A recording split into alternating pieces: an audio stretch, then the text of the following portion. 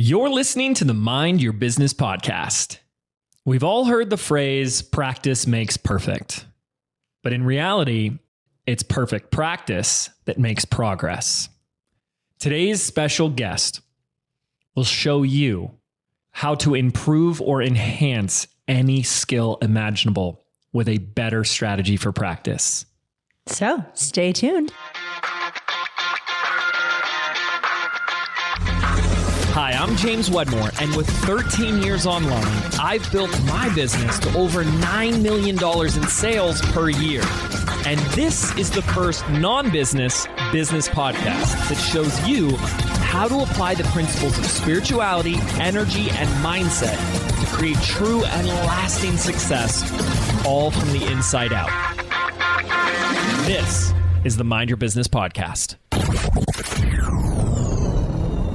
What is up, ladies and gentlemen? I'm James Wedmore. And I'm Jenny Finley. I got to tell you, Jen, one of the most fascinating episodes that we've ever recorded in over 600 total episodes. Wow. How about that? High praise. That's a big deal. Yeah. Because we've been doing this a long time. I've interviewed so many incredible guests. This goes down as one of the most fascinating episodes. What made it particularly interesting? So I've been personally interested about the topic that Lio, our guest, Lio Dimar, is speaking on. And he has, I would say, over 20 years of experience in this topic. And that is the skill of practicing, the art of practicing, the science of practicing. Let me tell you a little bit about Lio. He's a Hungarian born into a circus family. Born into a circus family? Yes, he's like a circus family. Wow, like Robin? Just like Batman. Just Robin. like Robin. Yes. Oh, yeah, absolutely. Dick Grayson, is that his name? What's Robin's real name? I think that's correct. Okay. Yes. Nerd alert over here. So he is an internationally awarded performer, drawing on 2 decades of expertise as a circus artist, and has worked and been a part of companies like Cirque du Soleil, which is really Might have heard of them. I mean, I've heard of Cirque du they're a Soleil. little independent organization. By the way, the Michael Jackson Michael? Yes, one. One. Yes, you told me it's amazing. Is that what it's called? I think it's called that. But that in Vegas, I mean, that was incredible. So there's a world famous circus in Sarasota, Florida. Said he's quite possibly one of the greatest jugglers you'll ever see in your life. Wow. Yeah. Here's what also is really cool about Lio is his mission today is now he inspires a whole new generation of artists. I look at all of us as artists as well, passing on his knowledge. He's the author of a book called The Art of Practice. Same effort, twice the progress, any skill. Love it. And that's what we really dive into. It's a phenomenal book. Read the book, love the episode. He's just scratching the surface of so many different tools, but I think he gave the 20% that makes the difference, and real simple stuff that we can just I think just how we can approach any skill and improving that skill. Simple means you'll apply it. Exactly. Here's another fun fact. He's got personal and world records, include being one of 4 jugglers who's ever flashed, I don't know what that means, 10 rings while balancing a ring on his head, and being the second juggler in the world to flash 7 rings back crosses, according to Juggling Wikipedia. I don't know. So super amazing, phenomenal juggling is what I took away from that. Yes. Very no, impressive. It's like one of the best jaw-dropping, wow, juggling. But his whole story in the first 20 minutes is his story. He was awful at it, and he was a very late bloomer with juggling. Yes. And the book really dives into that about he was gonna. I mean, he started way too late to you're supposed to start in a circus family at 6. He didn't start till he was 17 or 18. Yeah. And everyone's like, you're just not going to make it. What are you doing? You can't make mistakes in juggling, It wasn't progressing. He was practicing 12 hours a day and wasn't seeing progress. Wow. Can you imagine could you imagine me practicing the guitar 12 hours a day? Mm-hmm. You wouldn't be here anymore, would you? Oh, not true. I would just buy a separate earmuffs. house. I thought you were going to say, I just buy a separate house. Yeah. And he wasn't seeing the progress. And so it sent him on this journey to figure out what separates the person that you see as a natural versus someone that wasn't. I love that. It's so fascinating. So I'm really passionate about this topic. I love learning. I love growing. I love applying new skills. As you know, because you love this about me, I started practicing the guitar started to learn how to play the guitar, your favorite thing about me, about a year and a half ago at this point. And I really fell in love with it. You know, people are like, oh, you want to become like a famous musician or something? It's like, not at all. That's not a dream for me. But I really love and geek out learning new things, growing, seeing myself expand. And I think a lot of entrepreneurs are that way. And I quickly started to see the parallels, the correlation between learning a new skill in guitar versus looking back at the skills that are absolutely required for business. And I try to shout this as loudly as I can to as many people as possible. When we get into our self-pity of, I'm no good, I'm not cut out for this, and no one likes me, and my business sucks. You've kind of like, that's like a guitarist playing for 30 days and then wondering why they don't have like a Taylor Swift album, right? And the basic fact is there are skills required that are a prerequisite for success in your business. They're skills. And what that means is that for most people, you're going to suck at those skills if you've never practiced them before. Right. And then over time, through the right type of practice, you're going to get better at those skills. And when you get better at those skills, you get results. And he, even in his book, he talks about this timeline. He kind of mentions it in the interview that like the first, I kind of forget, it's like the first 2 years is like awkward. Yes. For most people. Yes. And then it's about 4 years that you start to like get really damn good. Yeah. And this is an interesting phenomenon. Most people I've seen in business, this is, if someone hears this the right way, what I'm about to say could change their life. Really. And I don't mean that in a hyperbolic sense. He says it's about 4 years when people really get good. And I see this time and time again. You talk to a business owner that's been doing this consistently for 4 years, and it's at that 3 to 4 mark where things really start to pop for them. Yeah. I don't think that's quinky dinky. I think that is correlated. I think that's when people are figuring out some things. They're getting to a proficient skill level, and it's like, I got this. Then he talks about it's at 10 years where like, it's like forward, backwards, eyes closed mastery kind of deal. And that's where, I mean, I'm not trying to brag. I hope that doesn't sound as bragging. It's like, you do this for 16 years. I'm just a little slower, but 16 years, like I can say that about a lot of things. Right. So first off, what are these skills that I'm talking about? I want to ping pong this back and forth. And what do you see? You're so good at what you do, and what you do is what a lot of our listeners do themselves in, you know, marketing, copywriting. What do you see as some of the skills that are required for someone who's running an online business, personal brand, online expert? What's one? Understanding your customer, what their problems are, what their challenges are, what their desires are. Yeah. I think that can be nuanced, and that ties into being able to communicate the way that you solve a particular problem. Yeah. And then what is the most complex, highest value, most unique, rare problem that only I can solve? And how do I communicate that? Well, you've them? said a word a couple times, and that's a key word for me. And I asked Lio the same question in the interview, because, you know, now today he is an online brand. You know, he's a teacher and he's a coach. So he's in our world, you know. He said the same thing, and he said communication. And this is, you know, I think this is a thing that, first of all, like most people suck at communication. I know this because I used to. When did you learn communication? In school? You know, we don't really take a communication class. We really don't, you know, and some of us are fortunate enough to like go through some personal development program or NLP or something, and you leadership class, and you like learn how to have effective conversations. But communication, and who's going out there practicing how to be a better communicator? Sales is a skill. Creating an offer, which you said, is a skill. Team building, skill. Productivity, how to be productive and efficient and effective, and how to delegate and how to outsource. Skills.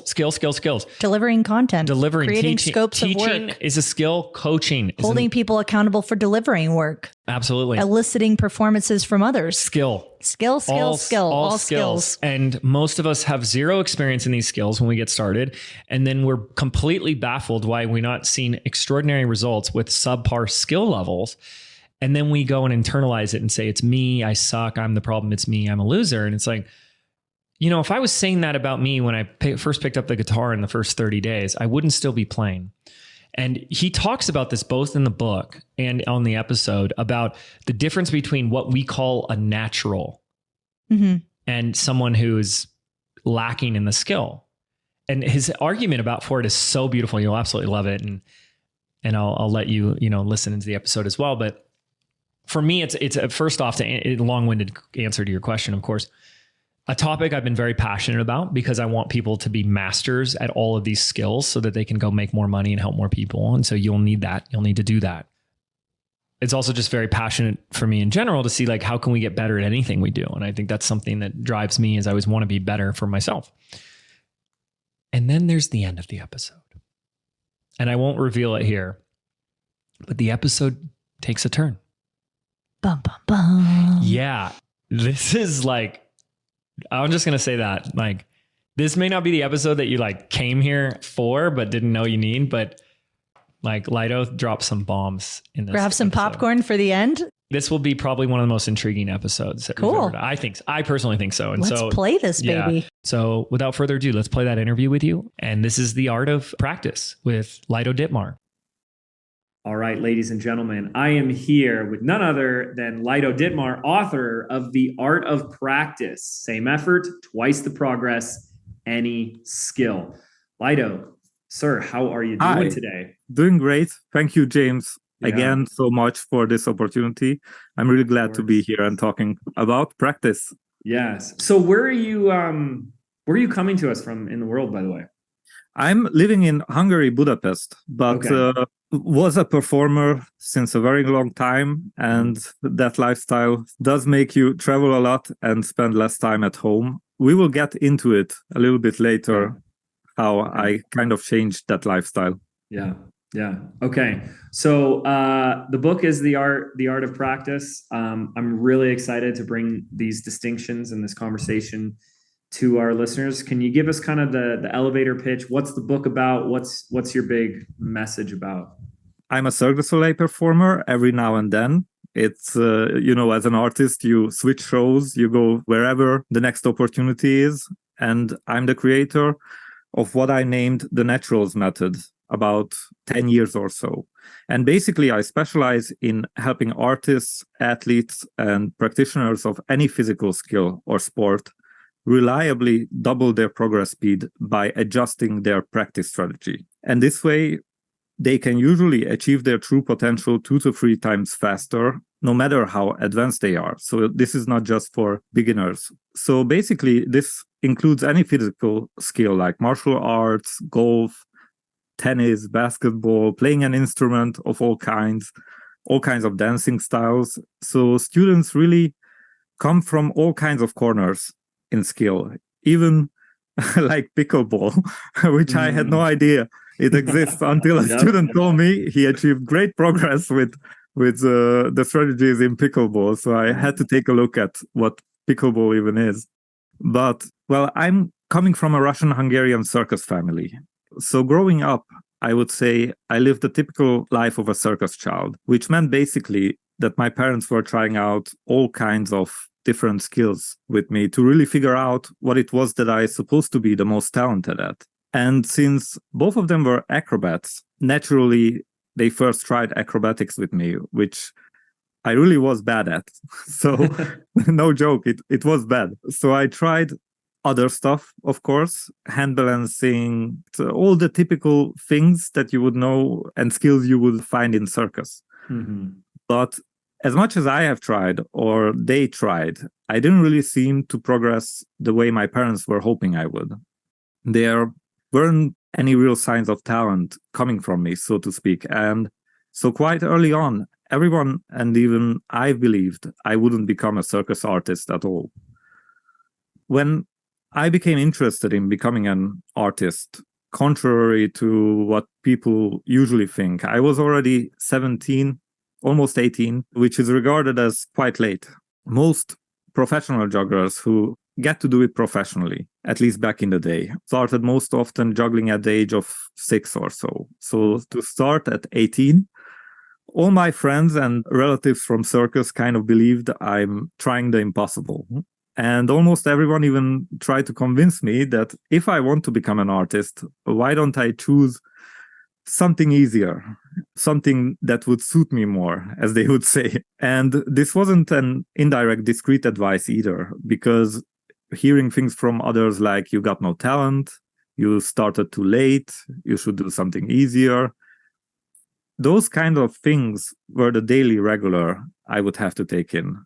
It was just one of those things where even if I didn't create excuses for myself, I do believe people delivered me quite a big bunch of them, and quite regularly as well. It was a kind of a common belief in circus that if you didn't develop anything until the age of 16, it's pretty much over, since the competition you will meet is so strong and international that you really won't have much of a chance to achieve anything significant. So in their eyes, I basically set myself up for definitive failure. They were kind of right, because it really didn't work out as well as I thought it would. And it wasn't out of not putting enough time or work in. I remember practicing sometimes 8 hours, 5 times a week without really making, any significant progress. And you have to imagine that this went on for at least a year and a half since I've started, where I really progressed so slowly that you wouldn't even think there's sense in seeing it as something you could do professionally in the future. I did get a little bit better, and I did have some performances where I could kind of test myself, but those were awful. I still remember, man. I still remember at my first performance, I remember dropping and making mistakes like 17 times, which was actually more mistakes than I had tricks. So that's a priceless experience, I tell you. Long story short, was a disaster. Mm-hmm. And even after those awful performances, I've decided to go even more to extreme measures. I started to practice often 9 to 10 hours a day, which didn't help my social skills, but I tried to put that up later on. Yes. Yeah. And at times I even got up to 12, which wasn't something I would recommend anyone to do, but it still happened. Mm-hmm. And what I also decided to do was probably the smartest idea I had at that time, because the only thing I ever did besides practicing was reading. Heard a lot about sports psychology, and you need to remember that this was in a time when all of this stuff was not mainstream at all. Mm-hmm. Like, it was like esoterics, or kind of, you don't see people in those corners in the bookshop. And so I decided to read everything I basically could lay my hands on, and read while eating, traveling. I was listening to courses, lots of Brian Tracy. Mm-hmm. I was really trying to learn everything I could about psychology, success, and achievement. And one of the first things I learned was this basic idea of interviewing. And it wasn't even from a book having anything to do with the topic of practice, actually. I got the idea specifically from Napoleon Hill's book, Think and Grow Rich, as he interviewed the richest people in the world, basically taking their advice. And so I was thinking, how about if I just interview the best artists who already achieved the things I wanted for myself? Like, that idea really made sense to me, if that would work out. So I made it my most important task to, first of all, find them and interview them.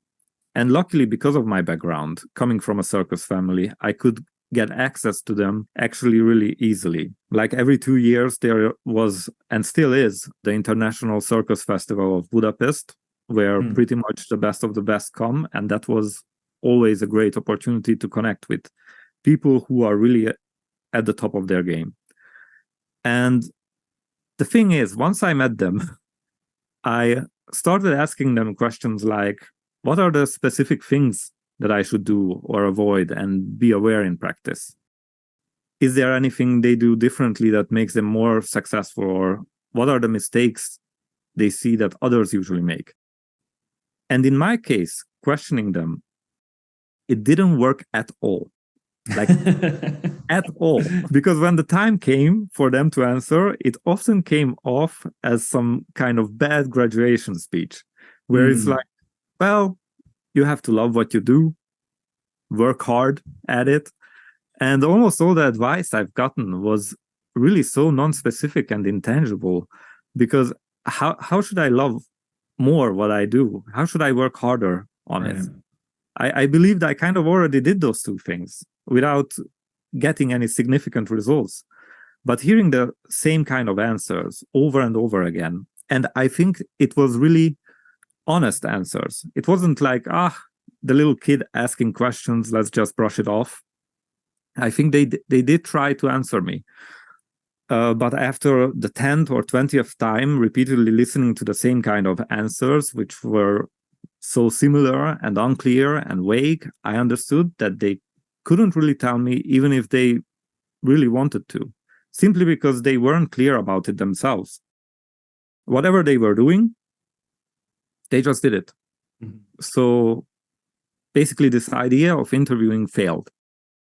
And the funny thing is, when I had that experience, just as it happened, I attended a class for drawing called Drawing on the Right Side of the Brain. Some people might know that. And it was because actually the only thing I seemed to have really talent at least outside of circus, was drawing. And at that point, I really thought maybe I was wasting all my time to become good at something I wasn't supposed to be talented at, while the thing I was actually talented at was going to waste. That's when I saw an advertisement for this class for drawing. Basically, it's a class where they teach anyone to draw not only decently, but actually really amazing drawings, and all that progress within 1 or 2 days. And so I decided to go there. And when the class started, I was surprised for a couple of reasons. And it was because the principles they were teaching in drawing were most of the time things I was already doing. And I remember thinking, how can that be if I had never been taught how to draw before? Mm-hmm. And the second thing is, I also assumed everybody would naturally go about drawing the way I did, but they didn't. So the basic principles that for me personally never came to my mind were new to everyone else, but I was applying them without ever being taught. So once we did our first drawing, which is made in the class more as a comparison, so you can compare how much you evolved during class. And so you make one before you learned the techniques and one after. And so when we did the first drawing, the instructor came up to me, and because my drawing was already decent, she asked me, did I ever attend this class before? And of course, I told her that it's my first time attending, and she kind of looked at me for a moment and said something that really shifted my entire perspective, because she said, in that case, you might be a naturally talented person. And I remember as she said that, something kind of clicked for me, because it was the moment when I kind of understood why maybe all the greats I talked to couldn't tell me exactly what they did differently. And it's simply because it's possible to do the right principles without ever being conscious to them. And I believed that the same way I didn't know anything about what I didn't recognize I was doing right in drawing, they didn't know exactly what they were doing, but it must have been practice principles that each of those naturals did. Because when I started out, I actually started off very poorly when I began to draw, but I had the natural attributes to get better without the need to learn or be shown how to approach it. And I was convinced that the same way I found there were right principles I did in drawing that I didn't recognize doing, there must have been practice principles that naturals did that they didn't recognize, but what probably each of them did. Once that clicked for me, I went back to the pros, but this time I stopped asking them, and instead I started to observe them, trying to search for the details and commonalities between them. And every time I got the chance to practice with a pro, which was a lot of chances, I just took a step back and tried to find those things that were different to how I would go about doing them, modeling like the little things they were doing that the majority maybe never did, or did in an opposite way because they didn't seem important or went even unnoticed. And I started to take notes on what they started and finished with in practice, which kind of tricks or kind of skills they chose to practice, anything I could really think of. But mostly I watched for things that were different.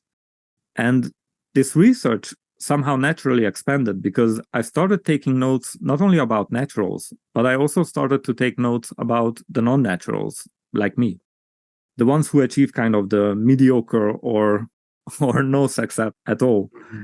And I started realizing how these mistakes were present almost anywhere I looked. It wasn't a genre thing. It was like pretty much universal. And as I was doing that, I, of course, started naturally to look at every kind of artist, not just jugglers. I looked at the ones who achieved the most and the least and observed how they did it. And I started to see how these seemingly subtle differences each person makes in practice, no matter their field, how those things were very universal and had really an enormous impact on their progress. It's just as true for musicians as for athletes, dancers, basketball players, acrobats, you name it. Basically anything that really requires fine or gross motor skills and would require practice. Since the mistakes are the same and the solutions to those mistakes are the same as well. And what you can find out through observing them is that naturals really think alike. They have very common behaviors, no matter what field they work in, but it takes some knowledge from both sides to really uncover the map of what they are doing. Because no natural was ever usually a non-natural, and mainly that's the reason why they can't explain it or even know about it.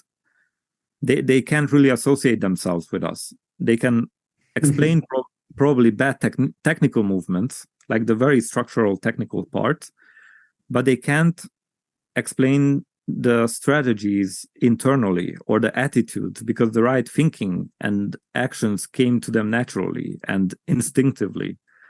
They were often either born with it or they were growing up in an environment that instilled the right methods and thinking into them unconsciously. So it became second nature to them. And if you come to them with questions, they will know how to handle the external part.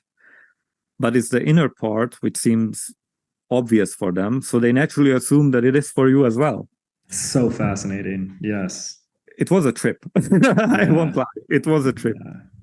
And what I've discovered when you observe masters in any field, you will find that they often do things that are very counterintuitive. And counterintuitive means doing the things that seems like the right thing to do isn't the thing that usually makes it really work. Doing the thing that doesn't seem to work is often kind of like a hidden road you need to take to succeed. Mm-hmm. And if you look at 80% of what naturals do, usually you can say, yeah, I get that. I understand that because it's really intuitive. It just makes sense. And you can make sense of that because it's the logical and the obvious thing to do. But it's the other 20% that's counterintuitive. And that counterintuitive stuff, like often one little shift, like one simple change, sometimes that's all it takes. And those magical shifts can only be found in doing the 20% of those critical counterintuitive things.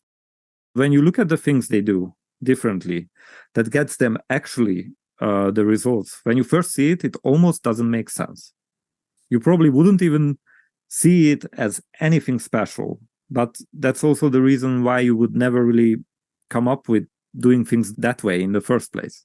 So as I started to practice that way, and I try to make, a long story short because it wasn't this simple as I tell it, but let's keep it simple. As I started to practice that way, the way I perceived naturals were practicing, I was able to establish like a simplified set of rules and ways for myself and for my practice. And I started to notice how my progress, and I mean literally almost on the same day, and this is something that all my students also say, that this stuff works on the first day. And as things started to progress each day, not only, like every month or so, the way it usually happens, which is a way that is completely unpredictable. And I recognized that anytime I would stop progressing, I could go through the rules and realize I didn't do one of them, simply because it wasn't natural to me. So I think by this point it is. It did become second nature, but I had to regularly watch for those rules to keep them active. I needed to remind myself over and over, but as long as I followed them, it almost kept me in a field where I felt as if I'm literally forced to progress. And for me, that was like magic. Wow. So obviously, I want to get into some of these simplified rules. Yes, yes, of course. But I want to. I'm curious. Like, what's the happily ever after for you in this story? If you were a mediocre juggler, what was the conclusion of this for you with your juggling skills specifically? Well, as I tell it in the book, the story continues. The book ends at a certain point, but the story did continue after. Mm-hmm. And this is serious topic that I will get into towards the end, if that's all right with you. Oh, absolutely. Yeah. If people stick to this podcast and listen to the end, I do want to speak about stuff that is very, very close to my heart. Mm-hmm. I do believe I did get the happy end, but by the time I reached it, it had a completely different meaning, and just the road expanded to something very, very different, where the happy end is not really about me anymore. Mm-hmm. And I think it's a perfect transition to share one of the techniques. Please, absolutely. All right. So the first thing I realized, I think early on, is that people, when they start out practicing a skill, usually at the very beginning of the process, they tend to progress quite rapidly, as we talked about. But after getting some initial progress and achieving some results, once there's a certain progress level that has been achieved, the progress kind of starts to slow down gradually. And I always wondered why that is. And is this something that happens for everyone? And many people believe that it's the normal tendency of progressing to slow down. As you get better at a skill, it gets harder. But actually, that's not necessarily the case. As said, people think just because something got harder, it's reason enough for the progress to slow down. But actually, the level of difficulty is very relative. For example, for someone who is, let's say, used to lift 40 pounds, lifting 45 will be easier than for someone who never lifted, trying to lift 30. So it's always relative to someone's current skill level.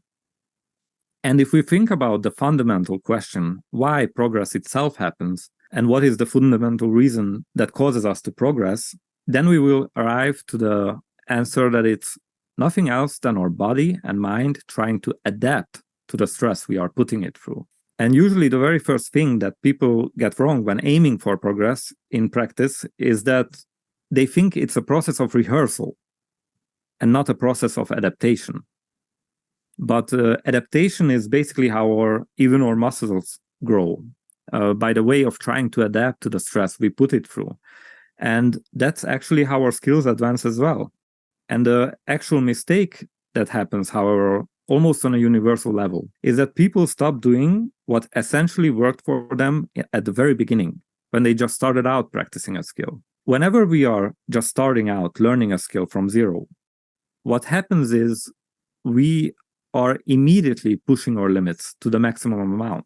And as our skill is pushed, our system, based on the reasonable stress, tries everything to adapt to that stress. And so as a result, we progress. And it's the reason why progress at the beginning stages tends to happen rapidly and predictably, because we push ourselves almost continually at the very beginning of a skill. And so if we think about why does our progress seem to slow down with time as we usually get better? Usually when we first start practicing, let's say, trick, move, or skill, what anyone can observe is that the first 90%, 85-90% of learning a move goes very rapidly.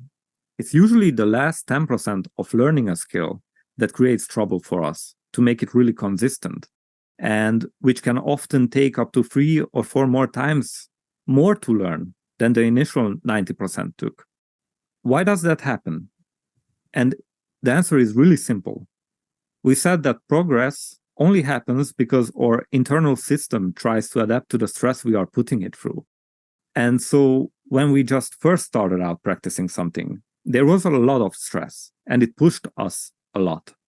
But once we kind of get better and better at the skill and we become more comfortable with it, where we basically learn 90% of it, gradually, as we become better at it, it doesn't push us as much anymore towards the end.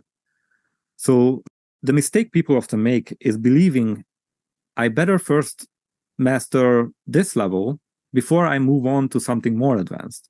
Right. But actually, if we want to continue progressing, in that case, we should switch to something more difficult as soon as we start to become too comfortable with the things we try to improve in.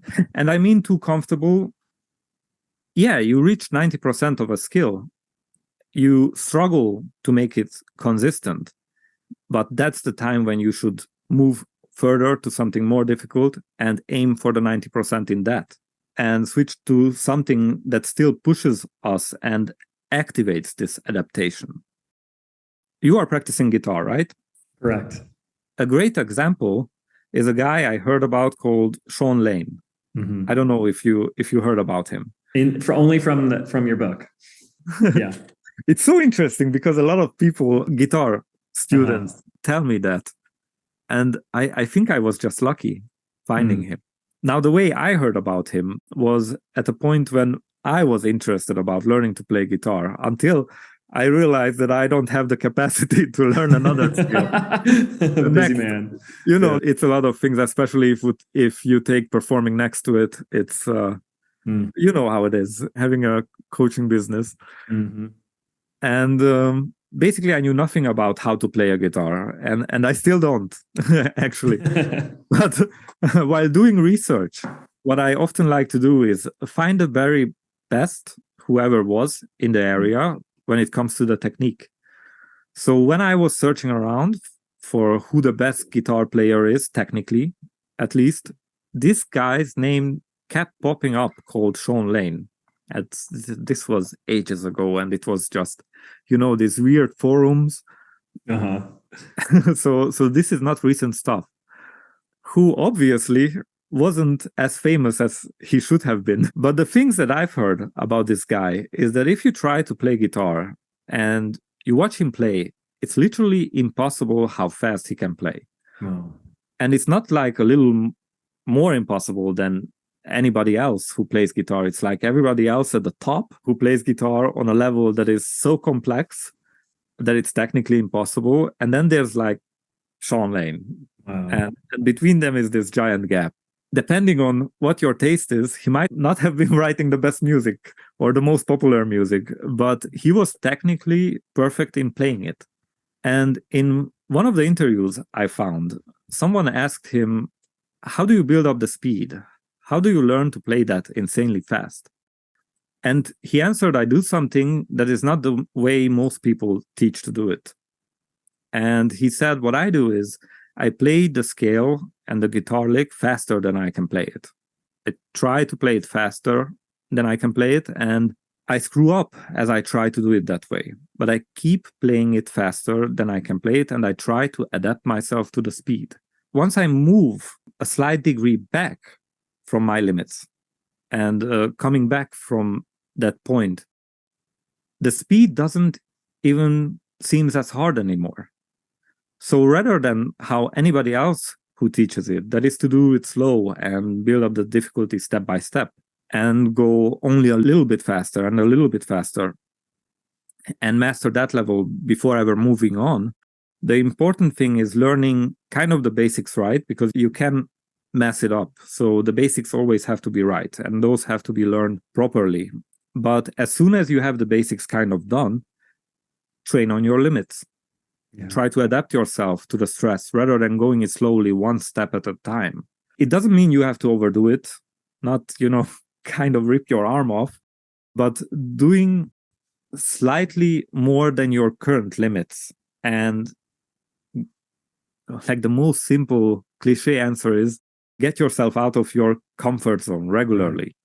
But it's so fascinating too, Lio, because every guitar instructor I've had, every YouTube video, everything has said, do that fast song or that lick as slow as possible first. Yeah. And it's do it slow will get you faster. And from reading the book and hearing this is like, it really truly is in that world of learning, the counterintuitive approach. But it does, the more you think about it, it does make so much sense. It's like if you tried to do a pull-up with like carrying 20 pounds, in your legs, like holding on an extra 20 pounds. Then you drop the weight and all of a sudden it's easier to do your pull-ups. To me, it feels like the exact same thing, and it makes so much sense.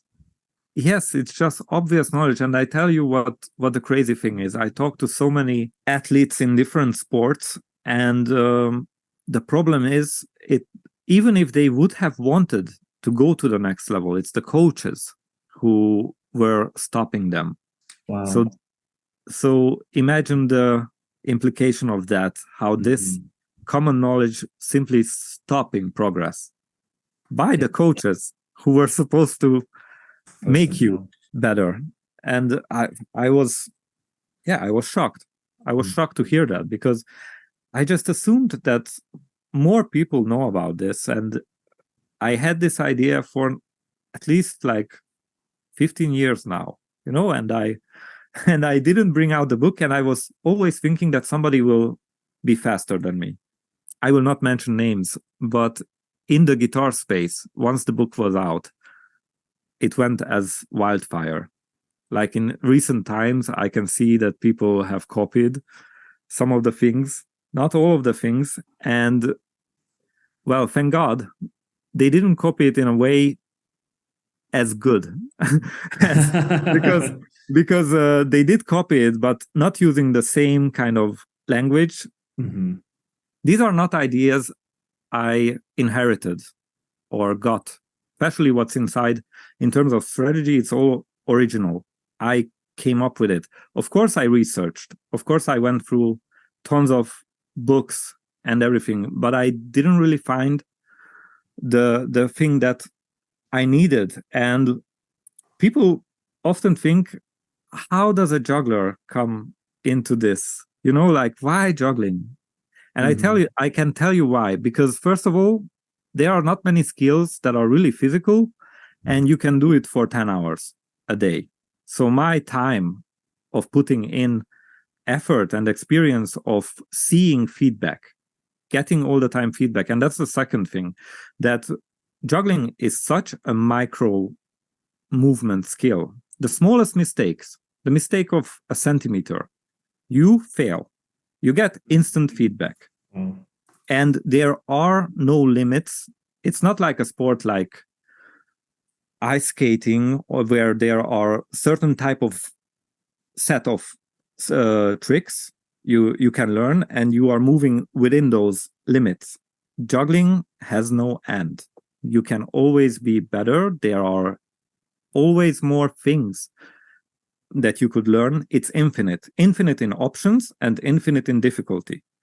And if you put in that much time, and you are also an open person who is always testing different strategies all the time, which I try to do, then the amount of feedback will compound, and you wind up writing a book, I guess.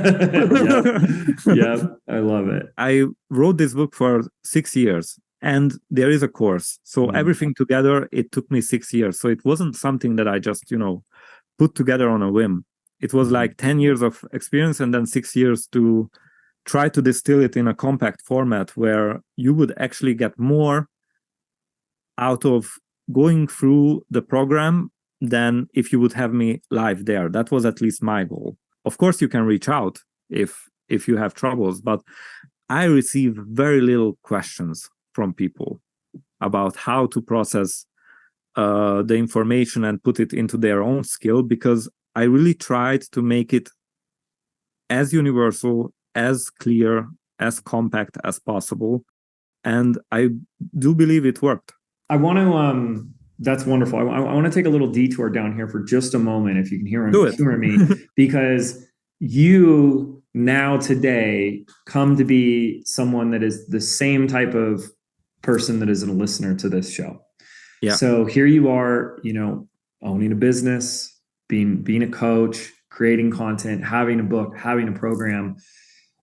I don't want to lead the witness here too much, but I'm assuming that in this process of assimilating and distilling it and then putting it out there, you've had to learn some new skills. Oh, yes. I'm assuming too that you've applied your own methodology to this. What would you say are the top skills that you've had to learn in order to get this work out to the world? Well, obviously, marketing was number one. Mm-hmm. And communication was the second, because communication is probably the number one skill in today's age. If next to anything else, first of all, you need to have the quality of what you communicate. So there needs to be wisdom, needs to be knowledge behind it. But once you have the experience that is worth to communicate, a lot depends on communication. Yeah. And I still haven't started. So if people come to my Instagram, they won't see any shorts. They won't see, because I'm still busy with making everything else in the marketing field, like perfecting the website, perfecting the communication on the website, perfecting my course. I still have so many ideas I need to put into the course. Not that it's not ready already. It is. It's a complete format, but there's so much more on the internal side, so much more about the psychology behind how you identify as, because that's a big part of it. Wow. How do you occur to yourself? And that's a very big part, because the common tendency in making these courses is like, okay, we start with the mindset, and there's barely any real world strategy. Not that mindset is not important. I tell you, it's maybe the most important. For instance, what I've recognized, a lot of people are very humble, and they have a trouble of identifying as that I am the best. You need to believe you are the best. You need to have the confidence. You are in a performance. If I go out and I start doubting myself, I don't believe that ego is a bad thing. I do believe that it's a tool until you are in this physical world. You need to have an ego to operate in this world, and that ego needs to have a lot of confidence. It needs to be having a belief that can, move mountains. It needs to be strong, and you need to, of course, justify it with real world action and results. It doesn't mean you are not humble. Yeah. So I don't know how we got here. No, I know. I sent you on a beautiful detour, and that was some great distinctions. And you're so right. And I think our listeners will resonate a lot with that.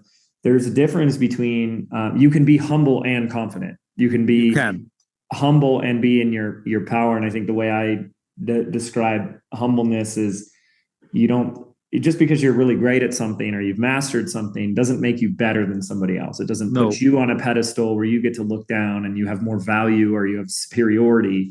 Anybody who would put in that time and practice the right way could produce similar level of skills that you have. And you just chose through dedicating or sacrificing your time to do that. But that doesn't make you any better. So people do. I think that was just such a huge, great point, is that I used to struggle with that you think that being humble means that, who am I to be doing this? Or I can't say I'm the best. Exactly. You need to have the belief. It's so simple, at the same time, it's so complex. You need to have the belief, because it will take a lot of struggle, a lot of sacrifice. And any person who doesn't believe that they can actually do it and win in the end, you won't be able to do it.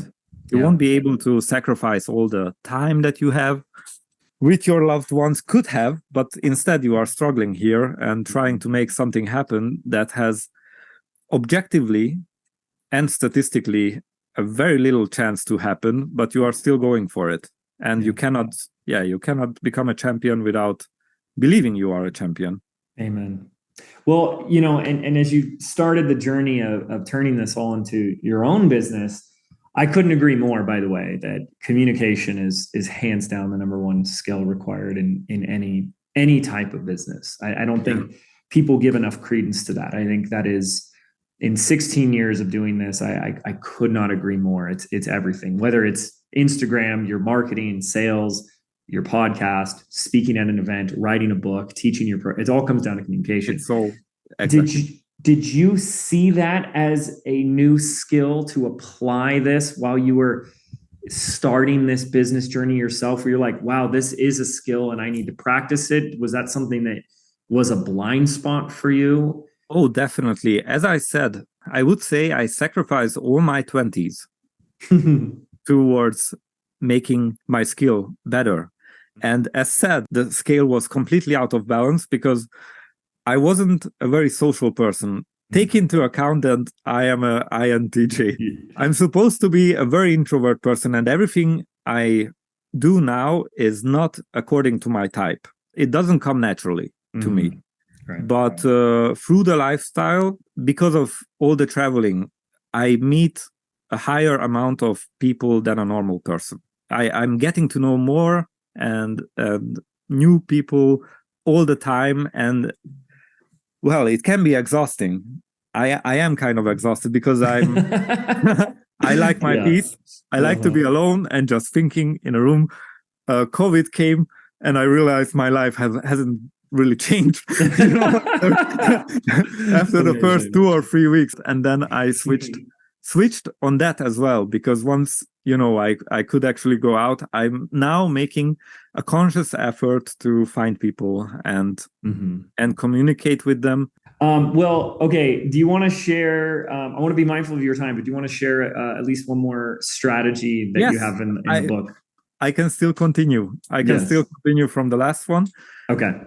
This same problem can also happen in another way. For instance, let's say you're a musician, again, same example, and as you learn to play some songs, the natural tendency is that you start to fill up your practice session with going over the things that you kind of already learned and can do, and where you aren't really pushing your skill as much anymore. And this process of going through and adding to your routine more and more things that you already kind of can do, it really happens gradually. And what happens is that you start leaving anything new that actually would push you, usually right there to the very end of your practice session. And as you do that more and more, as you fill up your practice session with the things and start with the things you already can do and it's part of your routine, the priority slowly changes from pushing your skill to practicing your routines instead. And if you ask some people, where do they put the new stuff in their practice sessions? Is it the beginning, the middle, or the end? Most people would say that the best time to practice something new would be at the end of your practice session, right? But what's their explanation behind it? What's the general person's explanation behind it? And usually the answer is that you need to go through your routine skills, not only to maybe warm up, but build up the difficulty systematically. And the second reason might be that you need to practice your routine moves to not lose them skill-wise, so to speak. And once you kind of got that done in your practice session, then perhaps you can move on to something more advanced. But what they don't take into account at all is their energy and focus level. Because what ends up happening is by the time you get to the new stuff, which you've put to the very end of your practice session, you have already used up most of your quality energy and focus. Understand that at the beginning, we have what we would call quality energy, which is, I believe, full of focus and activity. And I believe that's the kind of energy that you really need in order to overcome your current limits and your current skill level. But obviously, as you go towards the end of your practice session, it becomes energy that it's neither focused nor active. It's still usable, but usually there's not much focus left in it. It's just a kind of a tired state, far from what you would need for effective progress. In which case, the question becomes, why are we usually trying to accomplish something new that overcomes our current skill level, even when we would be full of energy, at a time when we are even in a worse state than when we started out? We usually decide to put our new, most demanding kind of things that is new to us and which overcomes our skill, usually right there to the very end. And so we literally try to reach something that is hard even when we are full of energy, at a time when we are in a worse shape than when we started out. Mm-hmm. And again, it's like simple logic. Right. But this strategy, it's exactly the opposite of what naturals do, because naturals always keep the priority on the new stuff and start with it as soon as they can in their practice session. They warm up as fast as it's safe and possible, get ready, and start with a new thing that isn't comfortable. And once they get better at that, then they usually go back to their routine to perfect them. But coming from the most difficult thing down to the easier ones gradually. And this way, by coming from a high difficulty and something harder, going back to something easier becomes almost like effortless, because it syncs with their energy level. Mm-hmm. So basically, as physical energy gets burned and drops, the tricks or moves get easier and easier, instead the other way around, how everybody else does it, which is as energy gets lower, the things they practice usually get harder and harder. So the priority always stays with pushing yourself to new limits. And the reason people get stuck is when the routine becomes the priority in your practice, instead pushing your skill. So that's when you get stuck. And if you would do nothing else, but just put your most demanding new thing right as close to the beginning of your practice session as soon as you can, and there's obviously a bit more to this other than that. Sure. I mean, this is just barely scratching, like one technique out of 21. So we don't really have the time to get into it in this podcast. But if you just do that one thing, I can promise anyone that your progress results will change dramatically. Yeah. And for me, this little change not only shaved off years, it's actually the thing that made it possible for me to even reach the levels I was able to reach, thanks to it. Yeah, it is, and it is so simple because I didn't realize that I kept plateauing with guitar, because, as you said, like the routine becomes a priority, and the more you learn, the bigger your routine gets. So all of a sudden, I'm just reviewing now like 15 songs and 10 scales before I'm like, okay, now I'm going to try something new. Yes. And it's like kicking the can down the road, and it's like further and further away where you get to the new thing. It's so simple, and once you speak to it, it's like, oh, duh. But left to my own devices, I'll sit there and say, okay, I'm going to review all my songs. I'm going to review all my scales. Now let's try something new. And what you described is exactly what my experience with guitar has been for the past year. It was like mind blowing. Great. So obvious too. So I love this. It's awesome. Great. And if we track back to the question of, is mindset important? If you think about it, and I thought about this a lot, what's the real difference between a natural and a non-natural? Like, what's the ultimate root cause that makes them make these different choices? And it all comes down to self-esteem and confidence. Mm. They are not afraid to lose something in order to go for the new. So yes. Is mindset important? Of course it is. Mm-hmm. But you have to lead people into it first by letting them imitate the actions physically that already will kind of get them a result. And by getting the result, they get a taste for the confidence that it takes. And then it creates a loop where they can actually build that confidence and build that self-esteem and realize that they are no different than any talented person there is. Yes. So good. The root creates the fruits, right? I love that. I love that. Well, you did ask a question. How does one occur to themselves? How do you occur to yourself? Yes.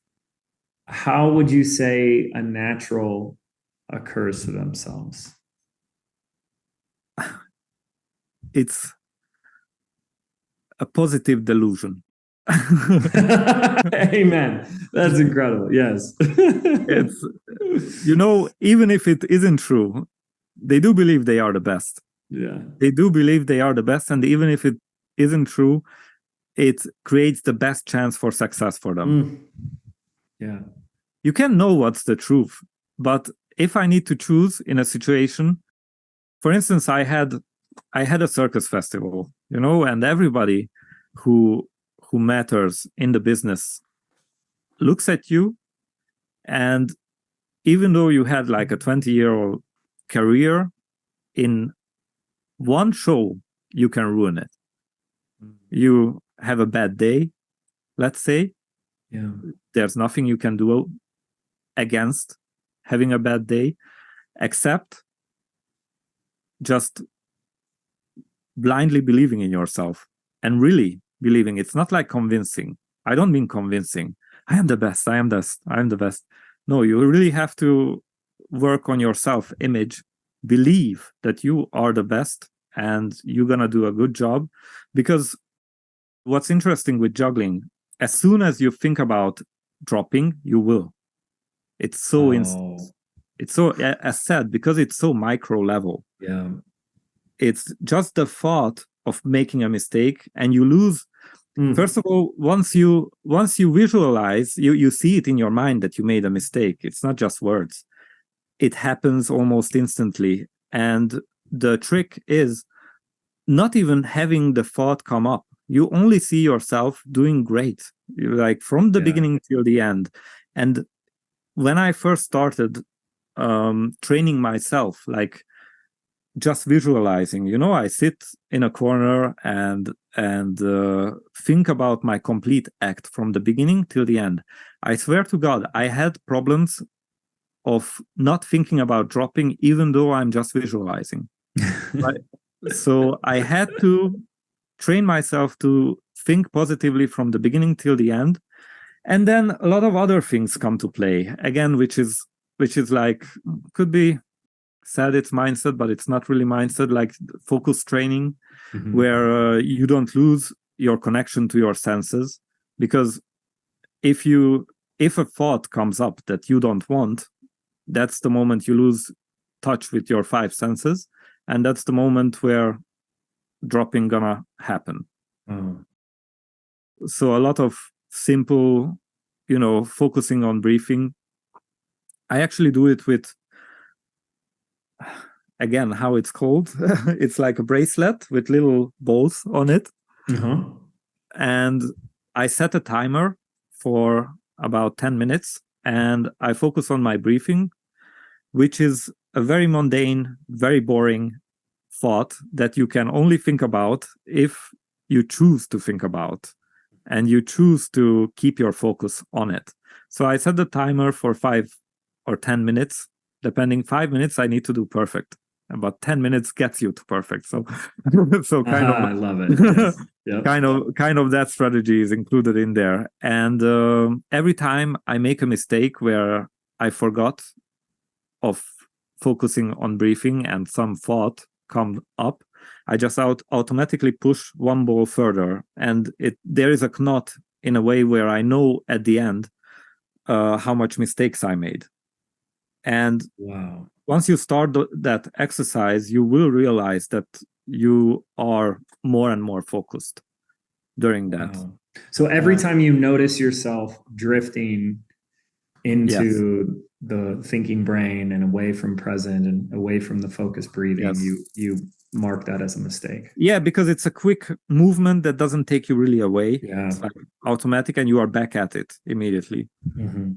And so 5 minutes you can do with 0. 5 minutes is fine. 10 minutes, I kind of struggle, but that's more than enough for a performance. Mm-hmm. The active part of the act is 5 minutes.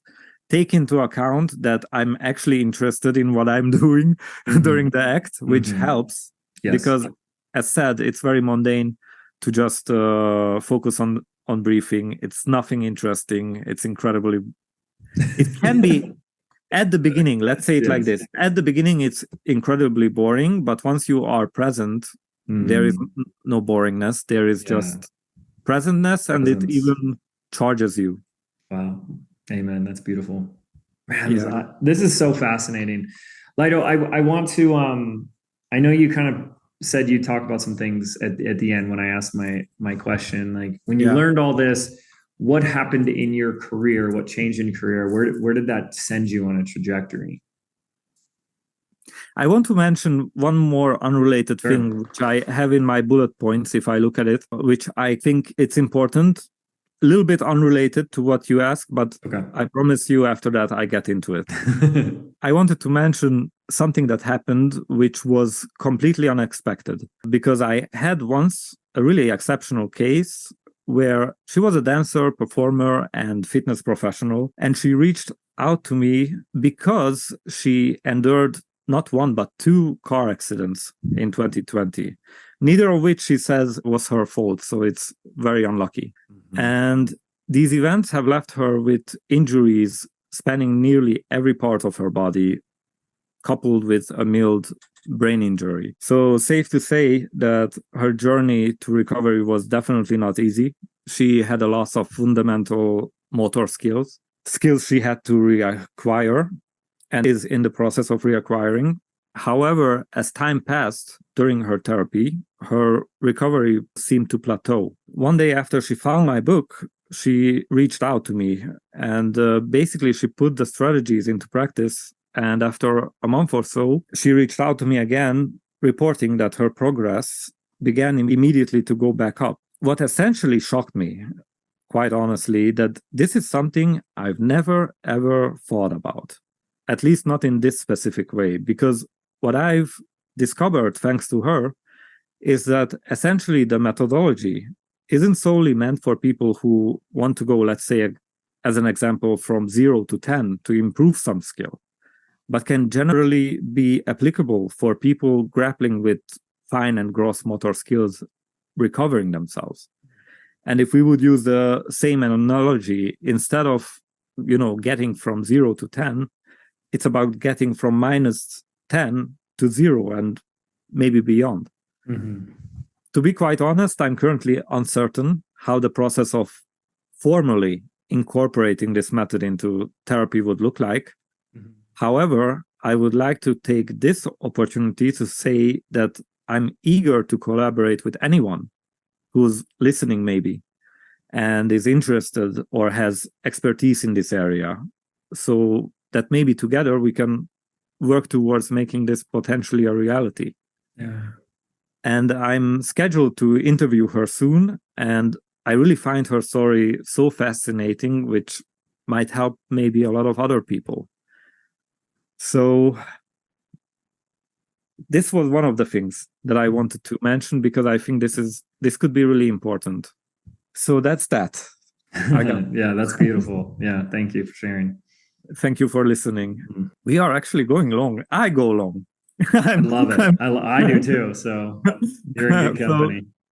But since this is actually a business podcast, I was wondering how what I teach might relate to business people, and I thought about what topics to speak about. And what I thought about is a good topic to discuss is purpose, and share with you why I've decided to create an online business in the first place. Besides the obvious reasons of helping people with practice, making obviously a profit, since any business that exists, in order to keep existing, it's supposed to generate an income. And this is going to be some radical honesty, because the question becomes, what is this money for? Because I have very specific plans when it comes to the money I earn. And it was always the initial reason why I've decided to create an online business in the first place.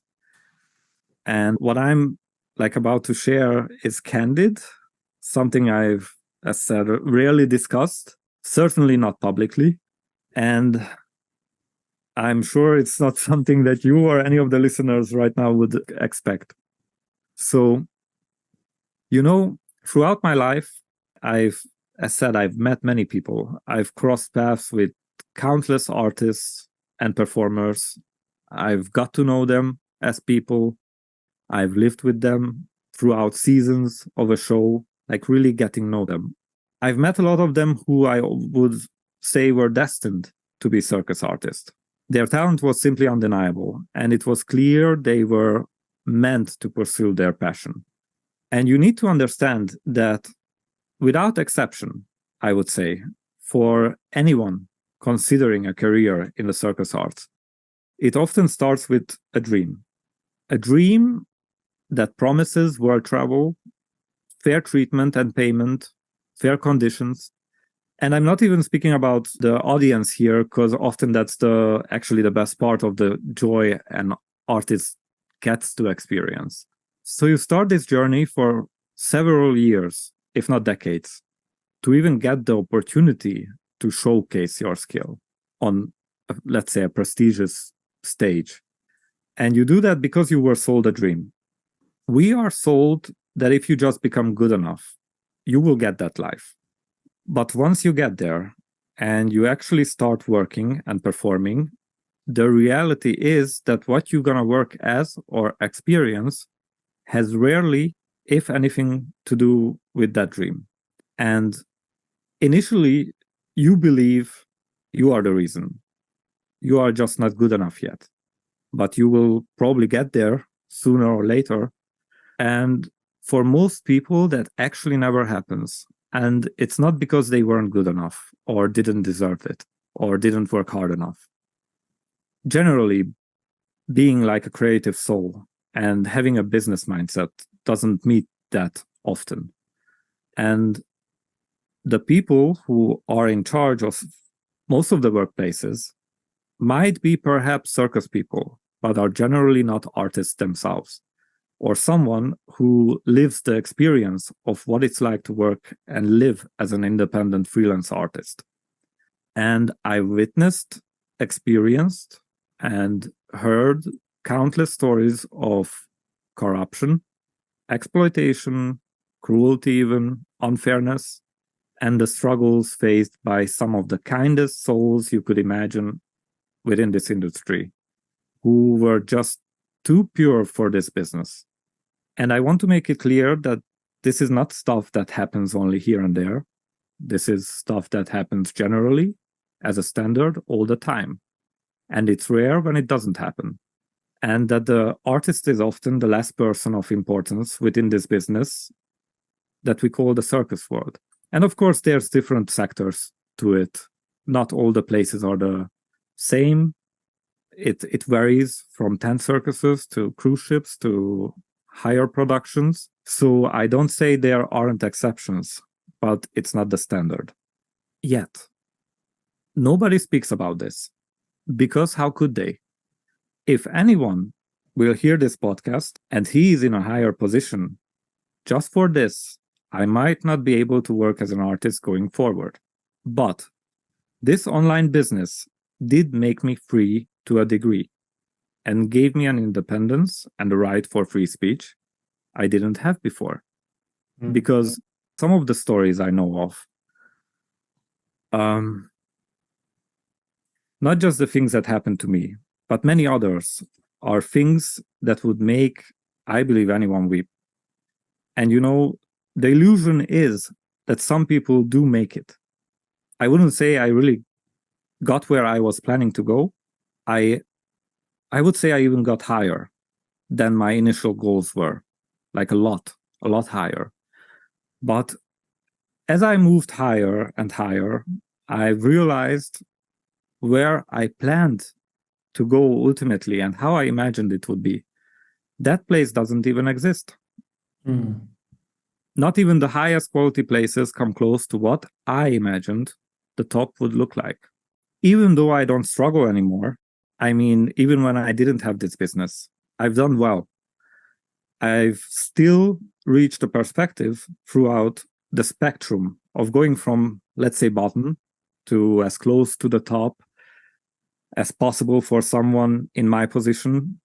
And I can't make myself forget what I've been through to get there and what others are going through even right now. Because most people can't even get to that top. Do you understand? Yes. And there is currently a system in place, and this will sound bad, but which will never ever let you be part of the club. Maybe like 1% is part of the club. And they are the ones who just rotate within the top, which is a very limited space. And because the high quality places are so limited, no matter how good you are, no matter how good your skill is, you might never get a shot. You may never get a fair chance. And the problem is, you were never meant to get a shot, while others who are probably a lot less talented, but well connected, secure everything. And some people who bring value besides their talent, they do get in. And that's what keeps this illusion alive that it's actually possible. I mean, someone did it. So you just need to try harder, do something better, maybe do it cheaper. Go to this circus festival, work for free. It's good advertisement for you. Something they might say. And you know, they dangle these things in front of you. They tell you got a chance, but most often it's a lie. And they had their minds already made up, and they were knowing what they are going to do before you even set your foot on the stage. Often smile at you, shake your hand, pat you on the back for how good you did, but they are never, ever gonna let you win. You might become used as an example. Look how good he is. And still this guy won. So that means he must be better. But the truth is, decisions were often already made from above with those in power profiting off artists. Everybody has a friend. Everybody has their closer interest, which is more important. And people should understand me correctly. I don't share this out of pure vengeance because truthfully, I've had a relatively good career. Let's just say many would have been content with what I achieved, but I wasn't ever completely happy with any place. Some places were much better.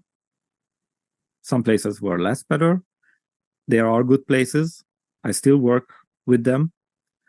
So it's not about every place, as some good places still exist because they were never part of what I'm talking about here, but it's a very different sector, and I will still go to those places.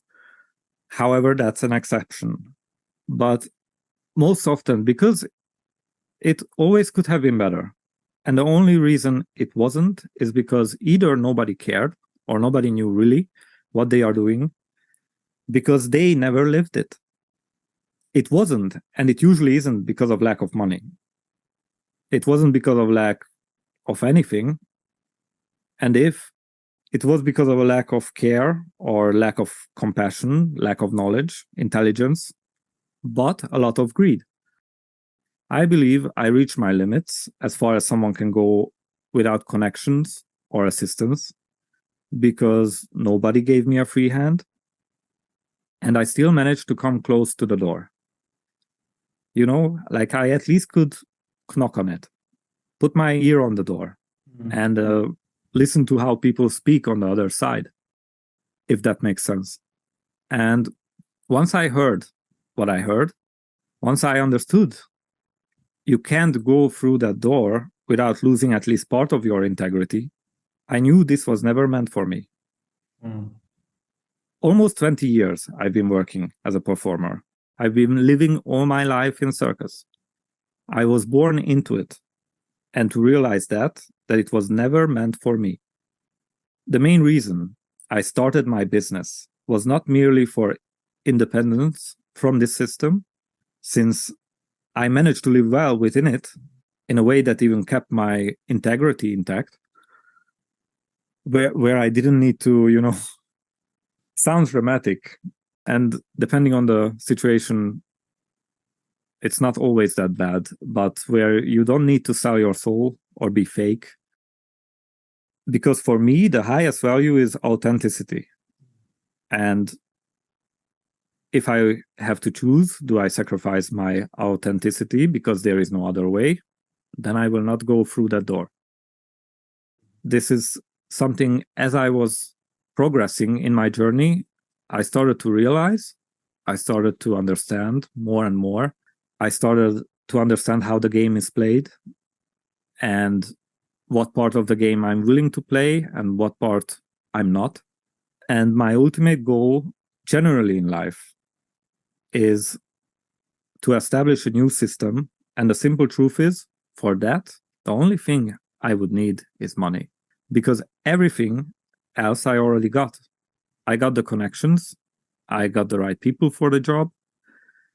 And just as an example, Cirque du Soleil started out with $1 million given by the Canadian government to Guy Laliberté. And that is and was unprecedented money in this industry. It's not often that people get that budget. And I would say it's quite easy or even impossible to not make a good show from that kind of budget. Nobody who knows how it started is surprised. And I think for what I plan to do, I would probably be able to do it from half of that. So that is my goal, to get there. And every bit I earn from my book or my online course is dedicated towards this goal. Using not only my knowledge about the entertainment industry, but the business knowledge I picked up to create kind of a variety show, which is like an exclusive dinner show franchise. And of course, it would not start out as a franchise. You have to begin somewhere. But that's the ultimate plan if the first one is successful. And, you know, having spent my life in the live entertainment industry, I witnessed every type of show imaginable, from the best to the worst. I've really seen it all. And to me, it's astonishing that this genre I'm talking about hasn't gone mainstream yet. And at the same time, I know precisely why. Because the circus world, and not to mention the variety dinner show niche, that is incredibly small and underground. But when executed well, it becomes the pinnacle of live, intimate entertainment. I've experienced it, and I know what it looks like, and I'm very picky, and I know how it's created. And this is what I believe. No matter how advanced technology would become, or how many virtual reality or online options emerge, people will always crave for live entertainment. They want to celebrate maybe special occasions or impress their dates at a place that almost guarantees to leave a lasting impression. And I can confidently say that if anything, nothing fits the bill better than a high-level variety dinner show. And the reason it hasn't gone mainstream is that no one possesses the insider knowledge required. And again, understand this correctly. You must be born into it. Understand the art of entertainment.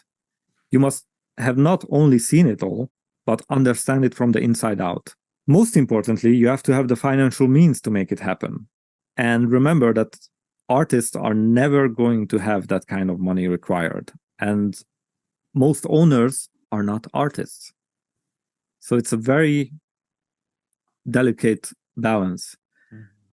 And it's not to directly dismantle the current circus system, which is corrupt, but to establish a new one that will simply eliminate it, in which any artist who is good at what they do and deserve the results for their years of dedication can enter and will enjoy a career with excellent pay, excellent working conditions, seamlessly transitioning from one opportunity to the next for their entire career, living the dream that they were sold. And the main thing I realized that making this a possibility would be never achievable, no matter how good of an artist I would become, no matter how high my salary is. It cannot be done as an employee, no matter where you work. And this is something that I think any business person will understand. It can only be done if I own a business selling my expertise, which in my case is practice. And I know I can be the best at that, giving real value that gets results. But there's one more thing I've realized during this journey, and I have a hard time, maybe because of my personality type, but I've realized that I wouldn't be able to get it done on my own. Yeah. And I need someone who perhaps might help me getting there. I need a mentor that can guide me and maybe my business to those levels and help not only me, but indirectly helping this industry, because I know this will happen as soon as I get there. The last thing is I've got a pitch that, if you allow me, I would love to make for the audience. Sure. And it's not going to be about my book, and it's not going to be about my online course. Of course, if anyone is interested in them and wants to support me that way, they can go to thebookofpractice.com and support me and hopefully let me help them get to their next level in skill. But I would like to use this opportunity because this is a business podcast, and I'm actively looking for partners, visionaries, collaborators, whatever you would call them. And there's actually 3 ways I thought about how I would like to connect to the listeners. And number 1, if you're someone who's connected in some form to major streaming services, you will know what kind I'm talking about here. The kind that starts with N and ends with an X. If you have connections to someone who recognizes a good story when they hear it, and something that nobody heard before, something that would give an intimate look behind the curtain of this world, reach out to me to make that possible. Number 2, if you have an expertise in therapy, rehabilitation, or the healthcare sector, or if you have a deep commitment to helping simply individuals regain their physical well-being, and I'm especially looking for someone who might be able to help working towards officially incorporating these strategies into therapeutic practices. If someone is interested in partnering with me in this and contributing to hopefully a brighter future for these types of individuals, please really don't hesitate to reach out to me. And the last one, I'm deeply passionate about the world of entertainment, and particularly live performances. So whether you're an experienced event planner who needs artists that are really good and who are not just put into events because they are someone else's friend, simply someone who shares my enthusiasm for this concept, which is not just any dinner show, it's intimate, high-end experience that combines world-class entertainment, hopefully with exquisite dining. I invite you to be part of turning this vision hopefully into a reality. And Lio, what is the best way that people can connect with you? There is an email address on my website, which is thebookofpractice.com, but you can write to lido@thebookofpractice.com or lidoditmar@gmail.com. If for any reason you cannot reach me, I always answer everyone. It just so happens that sometimes something gets to the spam folder, as it did with James.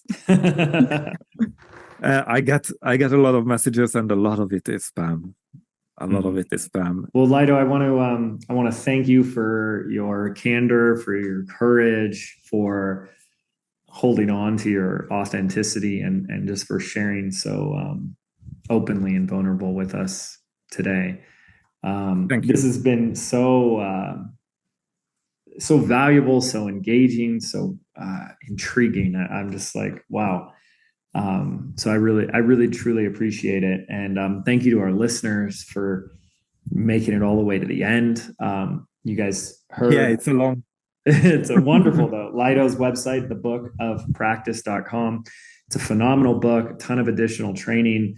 And I hope you guys have all connected the dots that this isn't about learning how to juggle or learning how to play the guitar. This is realizing that any new endeavor, including something like business, it's simply a matter of skills. And are we beginning to practice these skills the right way and adopt the right mentality, attitude, mindset, and strategies possible so that we can progress more rapidly? And that's what Lido does so well. So thank you again, Lido. Thank you to all of our listeners, and please reach out to Lido, share your feedback, your takeaways, connect with him. He's given you his email, thebookofpractice.com. And I appreciate all of you guys tuning in. Lido, appreciate you. And we'll see you here next time on the Mind Your Business podcast. Take care.